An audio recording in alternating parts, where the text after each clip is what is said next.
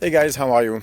How's everybody? So, this is my daughter Yaya, Hi, and this is, Sophie. there you go, this is Yaya and Sophie. She wanted to say hi to everybody. Okay? Hi. Hi. Okay, let me work now.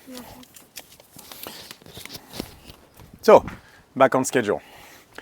So, I kept this time so because I want to talk about a bunch of stuff, and so I want to I give myself like bullet points to make sure I don't drift out too much. So I had a very good week actually. So I want to talk about I have a few updates on everything that was very good. So first things first, I have some new stuff for Strongfit coming up. So this week, oh my God, I went fast. I had a coach from New York, a CrossFit coach from New York, who came, Dan Kraft. Hey Dan, he came to my gym for 3 days to learn under me. And actually, that was a very good experience. I felt I could actually teach something because he had time to see how I do the assessment with my clients and how I train my athletes and everything. So it was actually a great experience because I felt I could actually explain like the entire thought process. So and also at Daniel from Florida, who actually drove from Florida to train with me. That was awesome. But then athletes have questions more about fixing themselves, right? Well, as a coach, he's always asking questions toward how can I apply it to my people. And so that was very enjoyable because it's, for me, it's not about telling what to do, it's telling how to do it. So I felt I could really explain my thought process on everything. So I enjoy that tremendously. So I have a system now. I'm creating the system so I can have coaches coming to train under me for a week, right? I got actually 4 of them already reach out to me. And we're gonna have like probably just 2, 3, maybe 4 coaches per week maximum. But they're gonna be able to come to the gym to train under me to see me. Well, they're gonna train as well because you need to see firsthand how it feels like to do what I do, and then you have to be able to do the openers and all that stuff. And the idea will have to have 3, 4 coaches maximum at a time to be able to train and also train under me, see me do my assessments. I want to do this in a very interactive way, right? Because the point is to empower you guys, not just brag about what I do.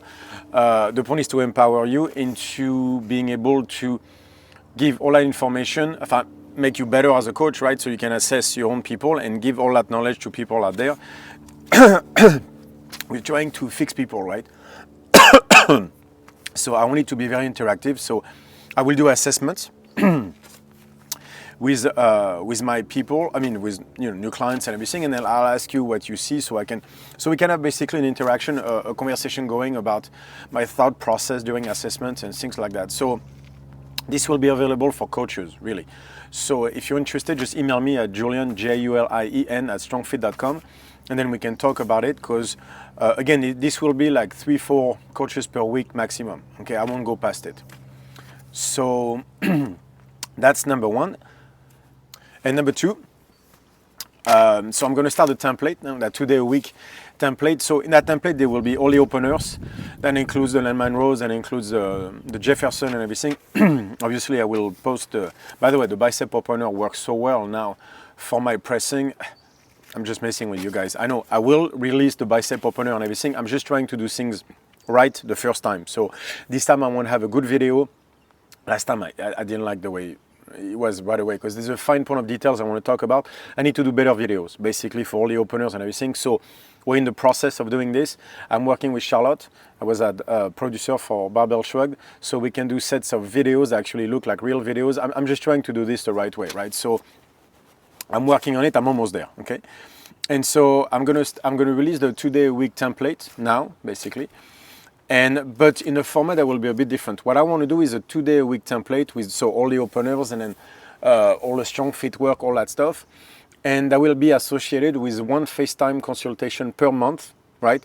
So we can talk about the programming, the issues that you saw. So I'll ask you to send me videos, and then we'll do 1 FaceTime consultation per month, so we can talk about issues, imbalances, the problems, if you have questions and everything, because I don't think the template is enough. So I want to do it in that format, okay? And then the template just by itself will be released later on. But right now I'm only interested in doing, by the way, I'll release it by June 1st. Okay, that's what we talked about with CJ. But right now I want to do the template and a FaceTime consultation so I can start things a certain way. Okay, so if you're interested in that one, just email me also.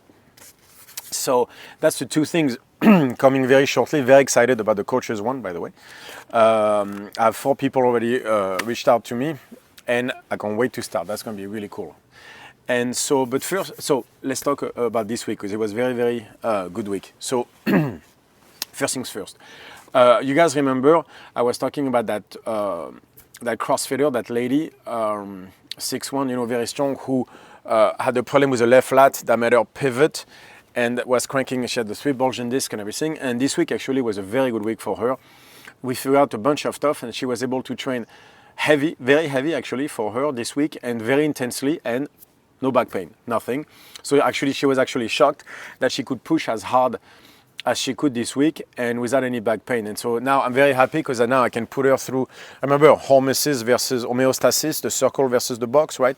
The problem is we are trying to build a box, but there was absolutely no stress that could be applied to her since she would be hurting all the time. So that means that would slow down the progress. So the fact that I could push her so hard this week is a great sign. It's only been 3-4 weeks, so I'm very, very happy at the rate of progress because she's so strong, it makes my job easier. But so what happened was, so I explained that the left lat would make her shift, that put tremendous pressure on her lower back. There was also something else, is she was a ballet dancer, 6'1", beautiful woman, very strong, very tall and everything.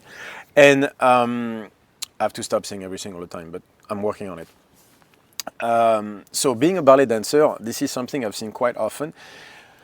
They have very strong mid-back, right? Because everything is about being tall all the time, very long leg, very tall, most of the time in that neutral or hollow position and everything. So their mid-back is usually very strong, and in that case, in her case, it was the case. And that's why she could deadlift, but not squat, because she was able to default to her mid-back on everything she did when it came to hinging. So she had correct hammies, correct glutes, very strong mid-back, and she was able to take the stress onto the mid-back, right? And that comes also from, being a ballet dancer. It's always about being tall here. So always engaging the mid-back, always engaging the mid-back, unfortunately not the lower back. So what happened? You combine the mid-back excessively strong, that means the lower back never truly developed to the strength required, to the weight she was handling. So what happens is you put that on top of the left lat. The rotation had to go somewhere. So on a weaker person that had a stronger lower back but a weaker mid-back, he probably would have destroyed the shoulders, because then she would have rotated and she would have carried the weight on her shoulders. What happened was her mid-back was so strong, and so was upper body, she was able to handle the stress on top, but then the rotation went toward the weaker points, and the breaking points ended up being her spine. And so that's why she twisted on the L5 and those, and ended up having bulging discs. But so the key was, first of all, the left lat, so that was correct, but also her mid-back being, there's no such thing as too strong, obviously. So her lower back was not strong enough to handle the strength of her mid-back. So this is why she could deadlift 300 pounds and yet have bulging disc in her lower back. And this is one of the reasons nobody could figure it out, is because they did not see where the lower back was a breaking point. So actually in her case, it's the lower back, right? So making her do glutes, bridges, making her do hammies engagement and oblique was not the problem. Actually in her case, the lower back was too weak. Usually when you have lower back pain, it's more towards spasm, right? And so you have to make people engage their erectors less. In her case, it wasn't a spasm, it was truly the problem. And so what I have to do now is I have to strengthen her lower back, but it has to be done so she cannot engage the mid-back. That's the key, and that's why they all missed it, because they're trying to go into the lower back is the problem, but not the way they thought. The lower back was actually too weak for mid-back. So if glute bridges is not the problem is strengthening the lower back, because it is weak, but without engaging the mid-back. So any form of squat, she would be able to default to the mid-back. Anytime overhead, obviously, it would go in the mid-back. So everything she was doing just went through the mid-back, but did not descend down the spine to strengthen in the balanced way. And that's where the problem started. Now you put the left lat on top of that, so there's that torque, then everything shut down and gave her the bulging disc this way. She probably would have a disc issue even without the left lat, but the left lat compounded the issue and just everything started to turn, and then the spine just could not handle it. So the way to fix her will be to go at the lower back, which what I've been doing for the last 2 weeks. And so the key here is you cannot engage the mid back, so that's very complicated. So what works is a deficit stiff leg deadlift that I love to do this. You can find that on my Facebook and on my Instagram. That's an exercise that I love. The idea with this is your leg will be almost extended, right? You'll be elevated, so you will not be able, the point is that don't bend your legs, so you're not able to engage your mid back. You will have to hinge directly at the hips without ever going toward the mid back, right? So I elevate her feet, she's in a fully extended position, knees slightly bent. I make sure she pushes her obliques out so she cannot engage the mid back. And then we were able to go directly at the lower back, which actually was a little bit sore but not achy. And so now we started to engage properly the chain, and then she's making great progress. And today we trained this morning at Invictus and she had a great session. Actually pushed her very hard. She responded very well. So I'm very, very optimistic about her progress now. In 3 weeks she made tremendous improvements. Her body was craving for this. There was a major imbalance that people could not figure out, and anybody who would try to make her train her lower back would actually end up making her mid back stronger, and so it would never work. And then after that they tried to go hammies and glutes, but that was not the issue. They actually were correct. That's what she could hinge. Her glutes and hammies were fine. The problem was the actual lower back. The erectors were not strong enough because the mid back would take over. So quite hard to figure out, but now that we know, we can move forward. So I was very, very happy with our progress. Obviously, if you're looking at this one, you know who you are. I'm very happy that you're making such progress. Very happy about this. And the second athlete that did very well this week, and I'm extremely happy about that, is my friend Ali. Ali Ludwig is a national level Olympic weightlifting competitor, right? She lives in LA. So we've been friends for 2-3 years, and she's been in pain for 2-3 years. But she did not come to see me, obviously, because she didn't get hurt yet. And so most people that come see me are hurt or about to get hurt. Like I've been telling her for the longest time that I could fix her, but that's how it works. And so she trains at Sean Waxman. She snatches 95 kilos, so very, very, very strong woman. And she will snatch much more than that, I can tell you that. But she came to me about 9-10 weeks ago, and she could not snatch the empty barbell without pain in the neck, starting to lose feeling in her fingers, pain shooting up the neck. And she actually came to me, and her right shoulder was like this. Like literally, she was walking around like that, so nerve impingement, you name it. No more rotator cuff muscle had atrophied. It was a nightmare. And then she wanted to prepare for nationals, whatever is in May, the Open or nationals. And obviously I said no. And so I managed to get her to come to my side of the force. And she agreed, so we backed her off completely on Ole lifting. And for 9 weeks, I've been rebuilding her lats. So she had the typical issue I talk about CrossFitters, which means one lat, so in her case, the left oblique, was completely shut off, so shifting completely. So everything was just collapsing in this way. So first of all, I made her turn on the snatch, so you can imagine the problems. The lat on the left side is completely gone, not working at all. So of course, the shoulder, there was nothing to anchor the shoulder, so the arm was falling off. I mean, usual stuff. And then from there, she had to shrug. So every time she would lift, since she collapsed, she would turn, carry more weight, stretch this shoulder, stretch this pec. This one will go forward, so she had to shrug, one in the neck, pain comes in. Unfortunately, something I see far too often. So actually, Olympic weightlifting will have the same weak side lat syndrome that I see with CrossFitter. Not necessarily weak side, but let's call it the lat syndrome. That will come, unfortunately, that is coming toward Olympic weightlifting. So we did the basic openers. We did a lot of rope pull, because again, I wanted to, so what did I see? That oblique is the main thing. If you remember the S pyramid, structure is everything. So I knew I had to rebuild the oblique. The problem was her left shoulder was so bad that we had to start there because she was in pain, right? And then the elbows. So first of all, no more snatching because we had to rebuild everything. So we started building the shoulder. My friend's son helped with rotator cuff, trying to take the tension away. So rebuild the shoulder a little bit. So through the openers, making sure the range of motion was correct. It wasn't. I will go back to this right after a little bit so I can explain where the real issue is here, what I see. And then, of course, we have to start to rebuild the lat, right? So it could anchor the shoulder so it would stop being at risk like this. Once I had built up the lat a little bit, then I went into the obliques, started building the obliques again. then went back into the lat, built the lat correctly, and anchored the shoulder. So now the pain started to diminish, which was great. And then after, it was just back to lats and obliques, lats and obliques. So the first time I made her yoke carry, her elbow was actually like this, because she could not sustain it. And then on last Tuesday, she was able to yoke carry 200 kilos, which is slightly above her squat. She squats about 180 kilos. So I was very happy she could go over her squat, because before 130 kilos looked like shit. So that was very good news. And she had both elbows down and was able to engage her upper back correctly, engaging her lats correctly to sustain the weight. So I knew she was making great progress.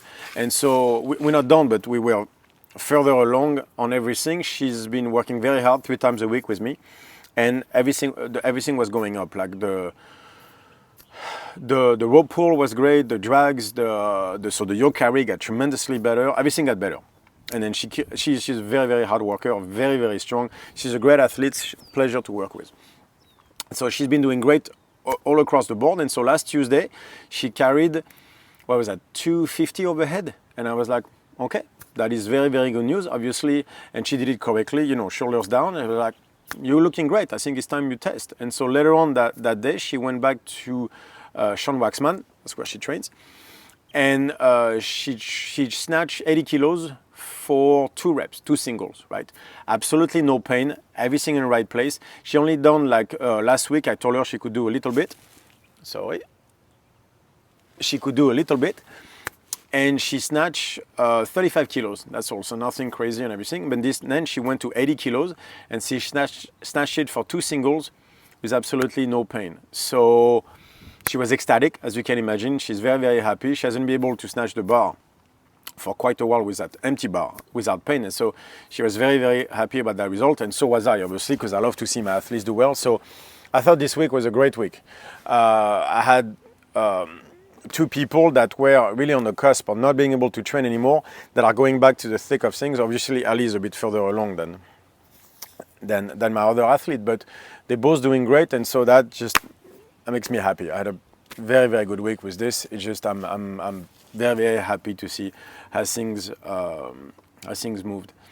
And so to go back to early, part of the problem, right, and then that's why I do the bicep and the tricep opener, is so imagine, so the range of the humerus compared to the torso, right? So if I go sideways, I'm here. So the range of the humerus, we're not gonna let the humerus tilt. It's gonna stay like this, so that means the elbow is gonna keep facing forward, right? I should be able to go from here without shrugging, right? Without protraction of the shoulder. So keeping my shoulders down, I should be able to come from here, which is about 90 degrees with the torso, up to here. And in my case, I can go about here without starting to rotate out, right? So I want to keep my elbows facing this way, so up in that case.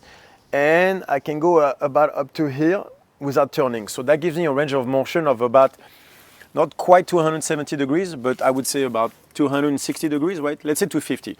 I think 225 degrees is a minimum, really? So 180 plus 45 degrees. That should be a minimum of range of motion of the humerus versus torso. And this is what the opener, the bicep and the triceps openers are, is to give you that range of motion. So again, try it at home, see where you are from here all the way up to here. So your elbows cannot tilt out and in. So in that case, you cannot open like this, that's cheating. You have to stay this way and then go all the way there. See whatever the range of motion is. But if you're under 225, that's gonna present major issues for different sports. So I have people that train with me that are starting at 100-degree rotation. I kid you not. Mine is about 260. I'm on the thicker side, I weigh 240. So I expect most people to be over 225 degrees. Some of my athletes are, when they come to me at first, at 100-degree rotation. So what are the problems with that? Let's take someone, powerlifting, Olympic weightlifting, CrossFit, same problems. First things, let's talk about something simple as bench press. So if the torso angle is here, right, instead of there, let's say that's as far on the bicep opener, that's as far as I go here. That means when I bench, this is as far as I can go without defaulting to my trap. So that's it. If I cannot go past this on the bicep opener, that means the bench press will stop here. Anything below to come to my chest will force me to default to my traps force me to adjust the movement based on the length of my biceps tendon. That's not what I want, because then that's going to change the natural movement. What would be a natural movement for me will have to change just because the bicep is not long enough. Weak muscle is a short muscle, right? So what do I need to do? I need to be able to go up to here correctly without the bicep getting in the way. What does that mean? That means the bicep opener has to go all the way here. So maybe you don't need the full 90 degrees, but you're gonna have to come at least up to here. Otherwise, for example, if you bench, you will have to adjust your form based on the length of your bicep instead of whatever is natural to you. And that's a lot of problem on the shoulder, so they bench and they have to collapse here, and then they shoot out because they can't stay here. They start to do weird stuff, and here comes the shoulder pain. So the length of your biceps can affect your bench. Muscle ups, same problem, right? I have to come all the way through here in order to have a muscle up. So if the angle humerus torso is shorter than this, right, when I come here, what does that mean? If I'm here, for example, that means I'm stopping short. So I'm gonna have to default forward to come meet the rings instead of the rings coming to me. So first of all, I'm not engaging my lats. I'm stopping higher, so it's gonna force me to have a bigger kip. That's not efficient. And on top of it, I'm gonna end up doing this toward my traps, disengaging the lats even more. So now you have a pattern on your muscle up that is not based on technique, that is based on what you're capable of doing, based on the length of your bicep. That is so inefficient. That is not what we want for athletes. We want you to use the best technique possible for you. You cannot be limited in your range of motion just because your bicep is getting in the way. That's, first of all, it's dangerous for you, and on top of it, how inefficient is this? So any movement like this obviously is wrong. Same thing, if I cannot keep the range of motion here on, let's say, my muscle up, and I have to default out, that's what you're gonna see on muscle up. You'll see people losing here, because since they cannot come this way, they're gonna have to open the elbows. And so now you're trying to use toward the chest instead of staying with the bicep, and that makes you lose forward. And so you have people coming here, losing the muscle up forward. Bad for your chest, bad for your shoulder, bad for everything, inefficient. Obviously, you're missing the muscle ups. That is not what we want, right? So that's what the bicep opener is first. Yes, I know I'm supposed to put it online, and I will, I promise. I'm just trying to do things the correct way. And so Olympic weightlifting now, what do you have? If I cannot keep this elbow up, right, here, without defaulting to a shrug, just keeping the tension in my lat and keeping that elbow up to here, which is really the normal range of motion, right? What happens? It defaults in. It defaults in, that means disengaging the lat. That means going toward the chest. That means shrugging. That means putting my shoulder in the wrong position. That means not being stable here. I mean pressing out. That means losing forward. That means defaulting to my traps. My lats are not holding the weight. First of all, I'm not strong. This is not an efficient movement. This is ruining my shoulders. And that's what you saw in Ali. She was not able to do the triceps opener correctly. So obviously not being able to engage the lat all the way up means whenever she was here, since the lats low trap could not hold the weight, she had to default forward. So first of all, I made her rotate her elbows. That hurts. That makes her shrug, go toward the shoulder. That hurts. That makes her, again, default to the traps, pinches the neck. And so most of her problem, elbow, shoulder, neck, came from the fact that she had to default to her traps just because she did not have the range of motion on the lat and the bicep to keep the weight controlled here. And this is something I see a lot in weightlifting as well. So that is starting to be a problem. We have an entire young generation of lifters, thanks to CrossFit, that are starting to come into Olympic weightlifting. But I fear if we don't fix those problems, that we're going to see the rate of injuries get to a point where we're going to sacrifice a lot of those young lifters that could do something. Because CrossFit has brought up an entire generation of people who want to lift. Like, look at the best women right now in Olympic weightlifting. Most of them come from CrossFit. So I want to make sure that we do things correctly so that we can nurture that generation of young lifters and get them to the Olympics. And then bring Olympic weightlifting back to the States like we're about to do it. But if we don't do it correctly, we're gonna have like 5-6 phenoms going up, and then they're gonna get hurt. And then you're back to square one. I mean, so I want to make sure we do things correctly so we can avoid that situation, right? And so this is the same problem I see in CrossFit I start to see in weightlifting. And so that's why I started to work with Ali, and I'm going to work with Sean Waxman. But I want to make sure we nurture those young lifters into fulfilling their potential, which is really my mission, truly. So, but again, test on yourself, test on your clients, and see the range of the humerus.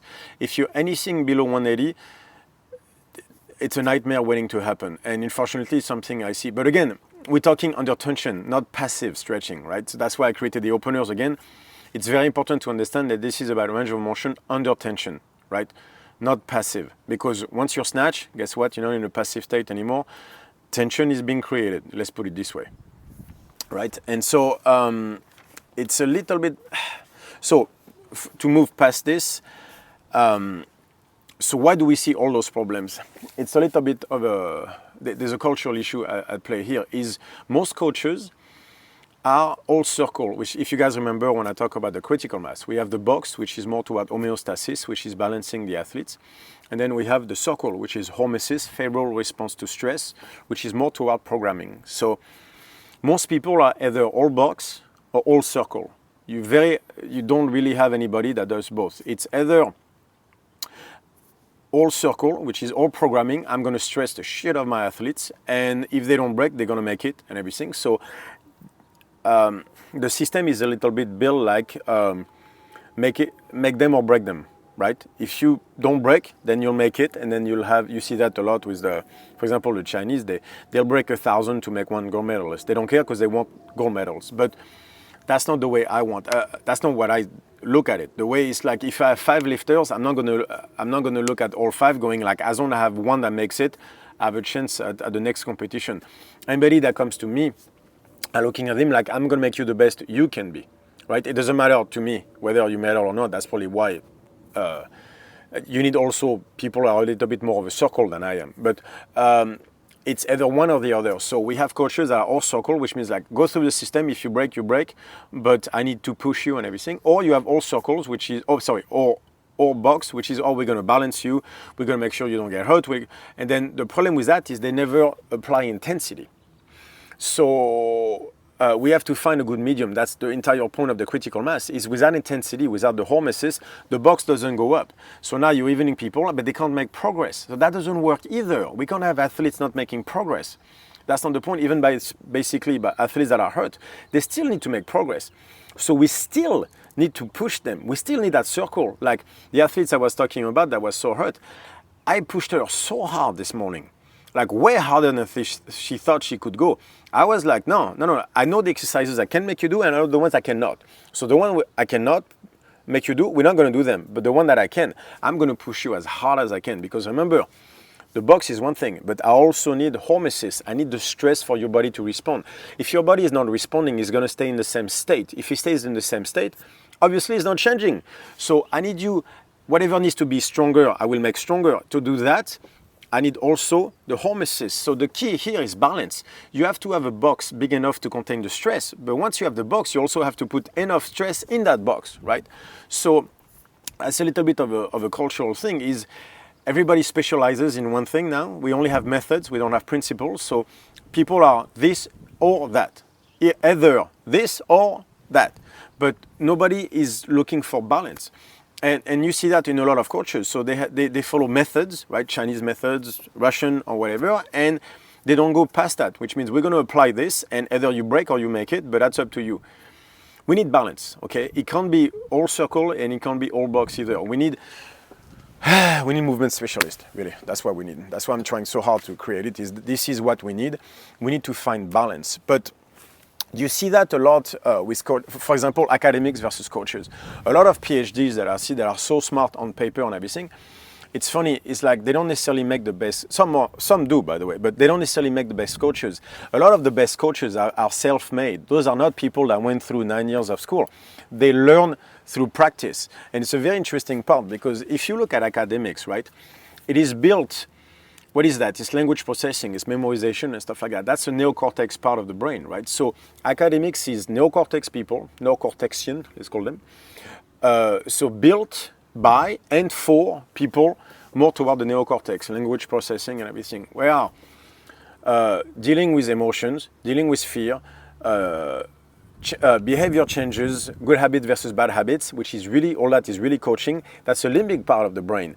So in a culture where everybody specializes in one thing, you have the academics on one side, which is all neocortex, made by people that have the neocortex, for people that are more toward neocortex.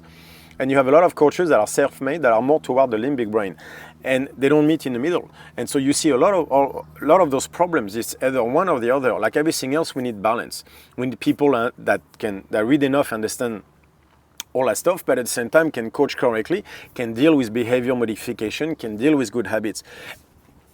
Sorry, everything is about balance, and that's the entire point of the critical mass and everything is finding balance. You cannot just be one or the other. We have to stop being. We need to stop to have coaches that either only care about going through the system, or because that's all they know, right? Or you have all those PhDs that are so knowledgeable, but I just can't coach because all they see is neocortex. It's like, we're going to do it this way. And then on the other side, you got the PT mentality, which is not applying any stress, right? So very little tension.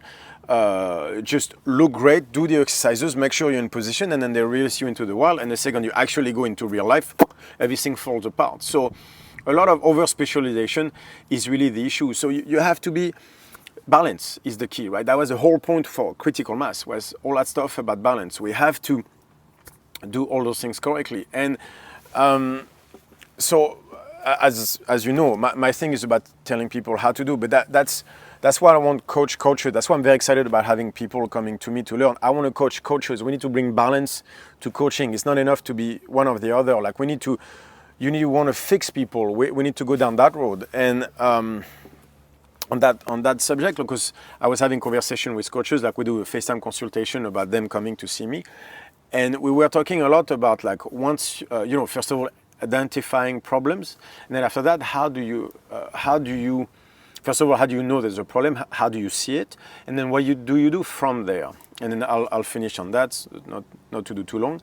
I don't know if you remember in Star Wars, in The Empire Strikes Back, when Luke is about to enter the cave where the dark side of the Force is, and he asks Yoda, what will I find there? And Yoda tells him, whatever you bring with you. And actually, that's a lot of why I can do what I do, is I don't bring anything with me. When I look at an athlete, I have all that knowledge and everything, but it's in the back. The front is open, is a clean slate. I mean, I don't bring anything with me into the cave. I just look at the athletes and I let the body talk to me. Like, it's not about you as a coach, okay? Just stop talking, just listen. The body is trying to tell you something. Like if you look at a painting, right, you're not going to go, ooh, I could draw this better. Like, I mean, you could, but then you're going to miss completely the point of the painting. In order to immerse yourself into the art, into what the painter is trying to tell you, you have to be able to take a step back and not look at, oh, it drew this way or it drew that way, or those are nice colors, or oh, I could do better. I would do it like this. I would draw it differently and everything.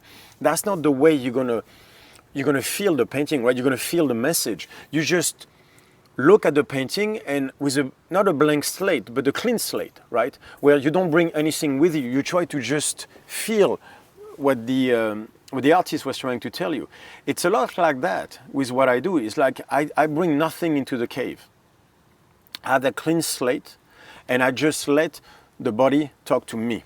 So stop talking, just listen, right? The body is trying to tell you something. Just listen. Stop talking. It's not about you, right? Stop being dazzling. Stop being part of this, like too built on methods and stuff like that. It's not about you. Just bring nothing into the cave.